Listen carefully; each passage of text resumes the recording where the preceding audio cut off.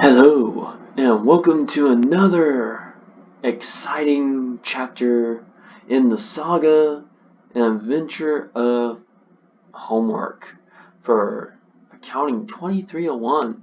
So, going on the adventure with your tour guide, Professor Naragon. Here we go, we're bringing in chapter 11, dealing with stocks and corporations. So, we have an error. Let's try this again.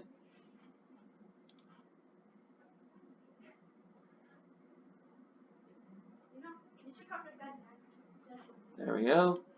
Start. Here we go. I don't know what happened with the error, but it looks like everything's peachy keen. Alright, so first part, again, we're going to have lots of videos. 4 videos. And we come up to this one. This question right here, I will say you're going to have to look at your notes and be prepared that you're probably going to have to actually look at the chart.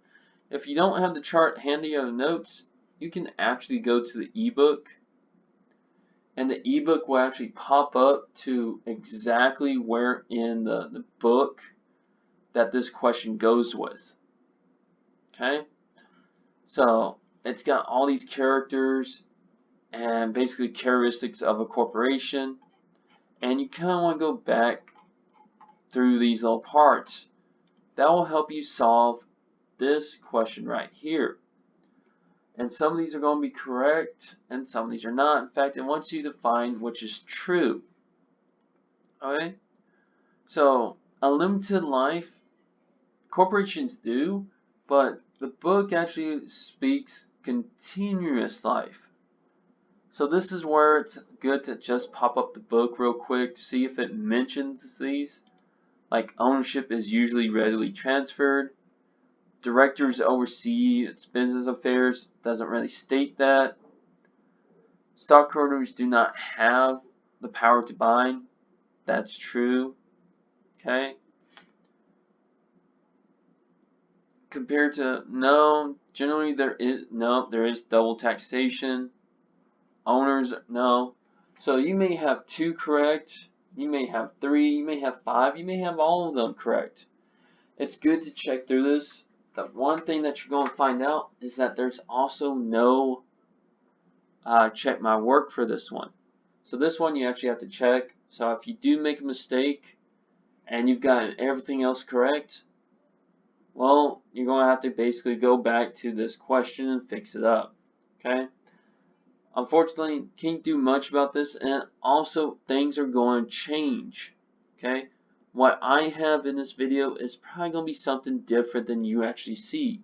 Again, you can have multiple that are right, more than I do. You can have 1 right. So, there's going to at least be 1 right answer though. Alright, so starting with question 6, we're going to start preparing journal entries for these companies, and this is Zindi. Okay? They're going to issue out 83,000 shares of par value common stock at $7 and at $8. Well, their par value's already at $7. So we don't have to worry too much about this one. Okay? This one is simple cash because we received cash and we issued out common stock. The one thing we have to watch out for is how Connect reads it. They're reading it as common stock, comma, $7 par value. Okay, so I'm going to go ahead and close out the book. We'll go out to 83,000 times 7. So we have 581,000. Okay,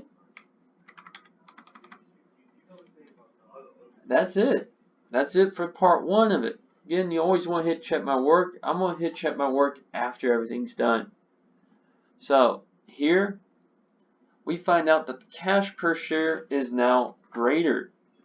So we're going to have we're going to have our cash coming in. we're going to have common stock. Again, it's going to stay as par value. And then we have paid in excess. Okay? And it's paid in excess of par value common stock. So this one is still going to be the same as part 1. It's going to be 581.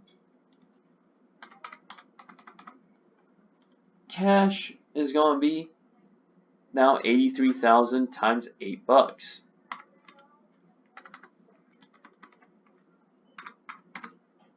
So we got 664,000. Okay. Now, as you can see, there is a difference. So basically, we can subtract the two, find the difference. But here, it's an easy $1 difference, 7 and 8. So 83,000 times 1 is 83,000. And that should balance completely out. So now, I'm going to hit check my work, check if everything's correct. Everything's good. We're able to move now to question number 7.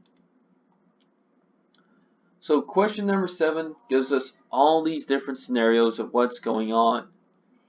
So when we go down here, of course it states it. First one is the issue of 6,000 shares of $20 common stock for $144,000 of cash. Well, we know our cash is already this amount stated in our problem of 144,000. We're going to have common stock. Again, we're doing common stock, and of course connect once you put it at the right par value, $20. And then we're going to deal with probably paid in capital. Somehow I have a feeling that we're going to have paid in capital in excess par. Reason why? Just this feels like connect. But really how we figure that out, we take 6,000 times 20 and we have $120,000.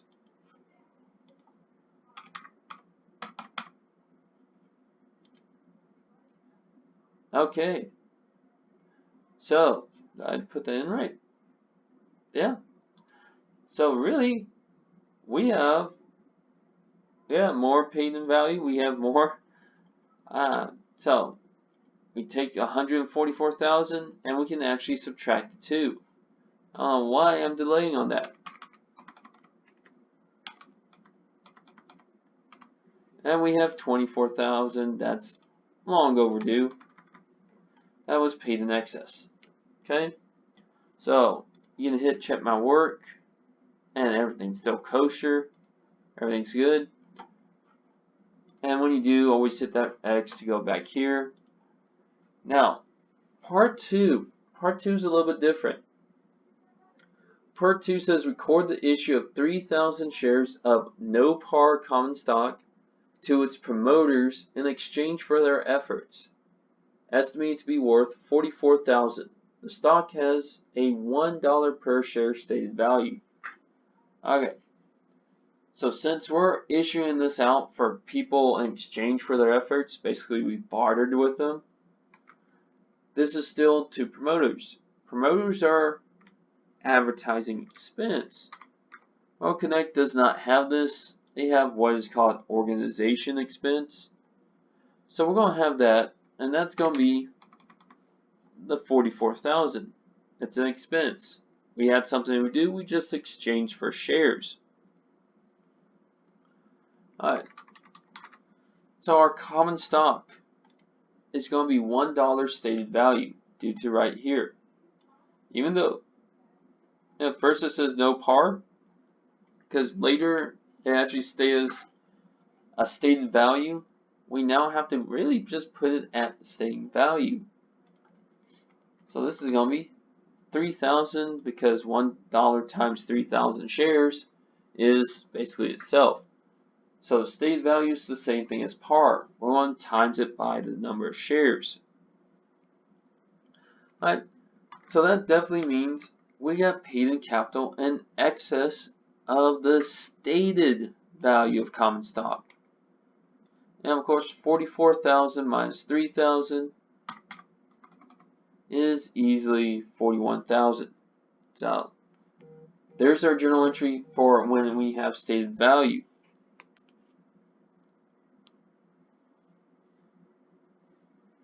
When we go to the next one, you're going to find out that it's bringing the same thing, but there is no value. Okay? So again, we're giving stock to our promoters, but it's no par, no stated value.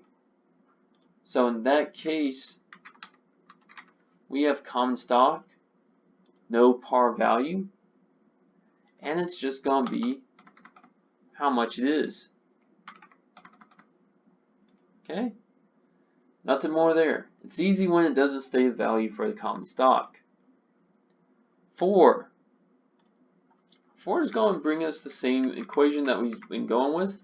It gives us our cash of 156,500, but this is now for preferred stock.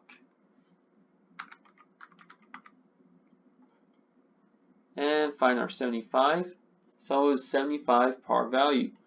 So we have 1,500 times 75 equals 112,500. Okay. So again, we need to put in our paid-in capital because we basically bought this for a premium. So there's preferred stock. And we take the difference. So 156,500 minus 112,500 equals about 44,000.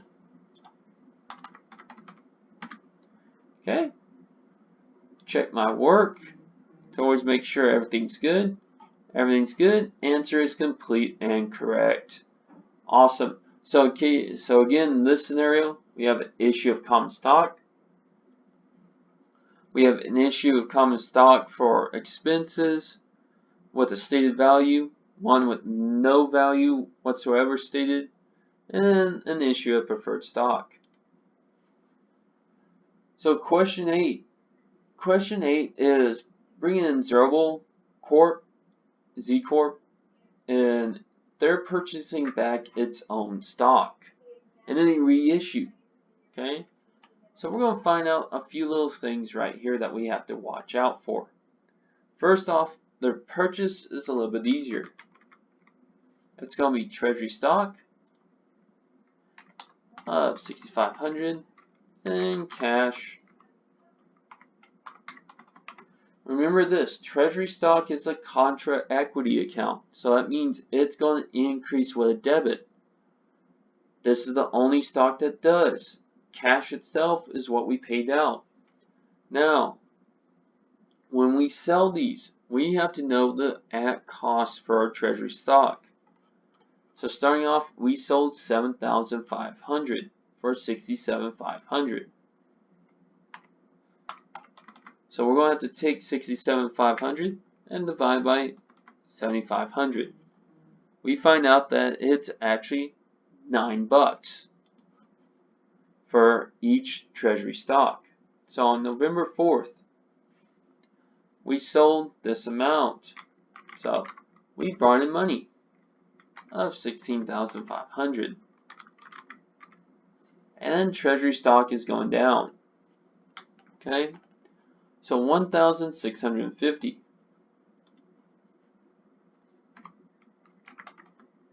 times 9.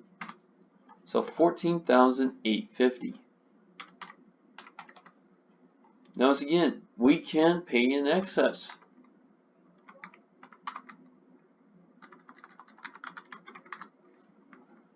So paid in capital treasury stock is again going to be the two difference.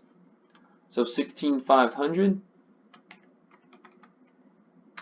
minus 14,850 says 1650.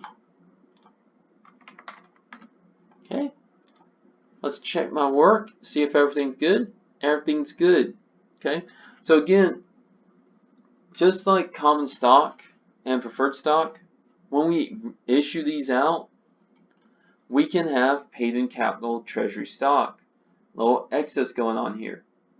The only thing that has to be done is figuring out how much cost per treasury stock that we just bought back. It's the only thing, and then when we reissue them at that cost. Alright. Question number 9. Question number 9 is bringing back a lot of the treasury stock. And then it's got part 2 here. What I'm going to do is we're going to do this part right here. And then we're going to jump to this part. Okay? Because basically this one needs to be done after after this before we get into 2 and 3. So, record the purchase of 5,200 shares at 27. So, that's treasury stock, cash. Okay, so 5,200 times 27 equals 140,400.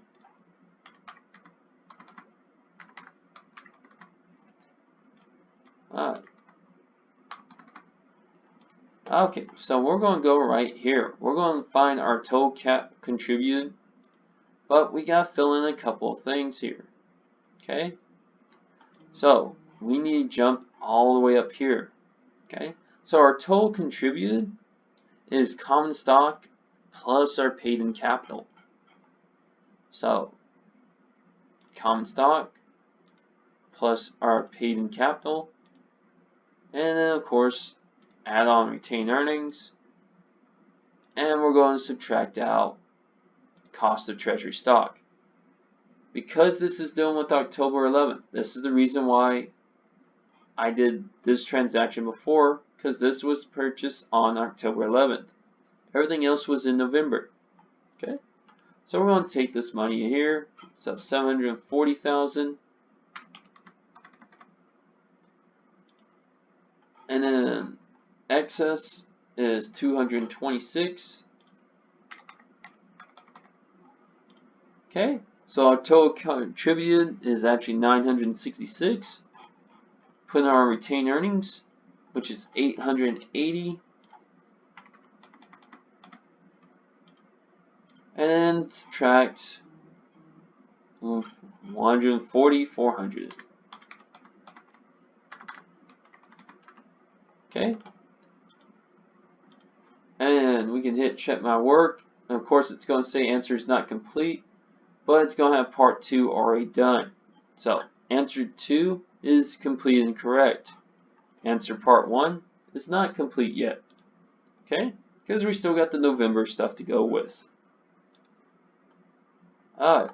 So that's just how I would do this, just so you don't get confused and try to add or to subtract more stuff related to this problem.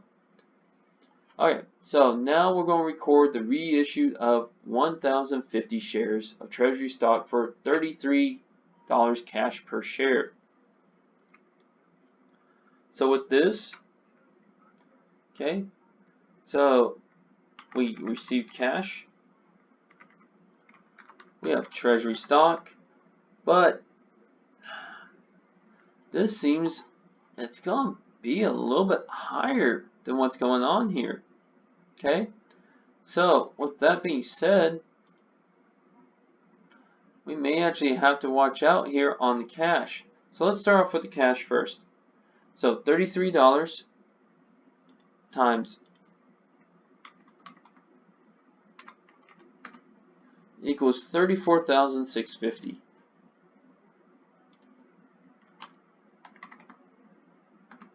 Okay. Treasury stock sold at 27, so it should actually now be less. Treasury stock again at 27, so 1050. Oh, 28,350. 28,350. Go. Okay, and again we gotta find the difference.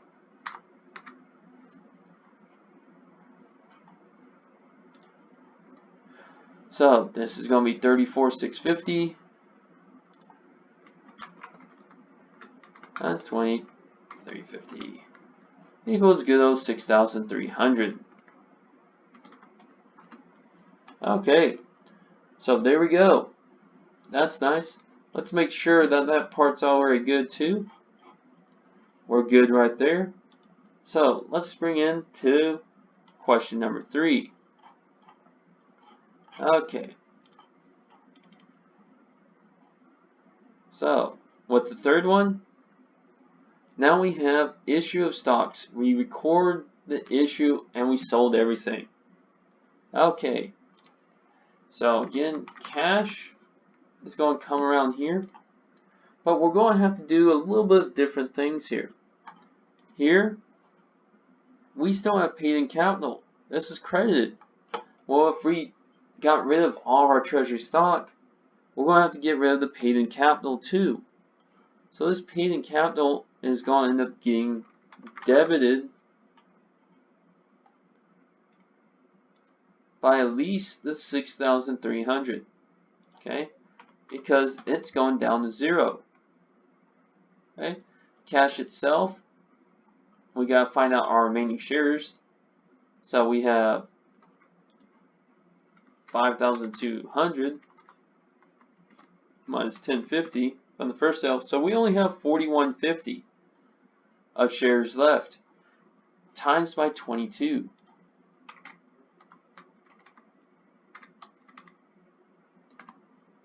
So this equals to 91,300. Okay, again, this is getting rid of all treasury stock that we have left. Now, treasury stock in itself was still sold for $27. So 4,150 times 27. It is 102,050. So somehow, if we add the 91,300 plus 6,300, we still don't come up to this. So there's another account that we need to debit. So treasury stock is 112,050. So this one little account right here, that's going to basically take up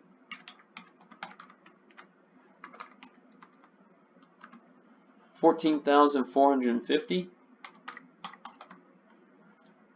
This is going to affect retained earnings. Okay, so right here, retained earnings is going to be our last factor because paid in capital is already done. It's zeroed out. So once it's zeroed out, any equity change in treasury stock, anything paid in extra, just affects retained earnings for us. So hit check my work, and everything's kosher, everything's good. So that's it for that. Well, after this, I think it gets a little bit easy. I think this was the toughest problem of chapter 11. Chapter 10 is basically going to ask us to do dividends. So it's going to declare a cash dividend payable to common stockholders of $166,000. And it's going to ask us if there's going to be a journal entry needed or not. So with this one, now we do end up taking care of dividends usually, but you notice with Connect, it doesn't have dividends in itself or cash dividends. But we know dividends is a fact part of retained earnings. So this one, when we declare, we're really going to debit retained earnings and credit the dividend payable. They just decide to do it a little bit different in Connect. And it's going to be for the 166, 123. Okay? So on 2, we have the data record. Well, data record doesn't have a journal entry. They're searching for who gets the money. They're not going to actually change anything. Okay, so no worries there. That one's a no journal entry that's needed. Okay, but record the payment of the cash dividend. This is where we take dividends payable, and we've paid our cash. Of course, for the 166,000.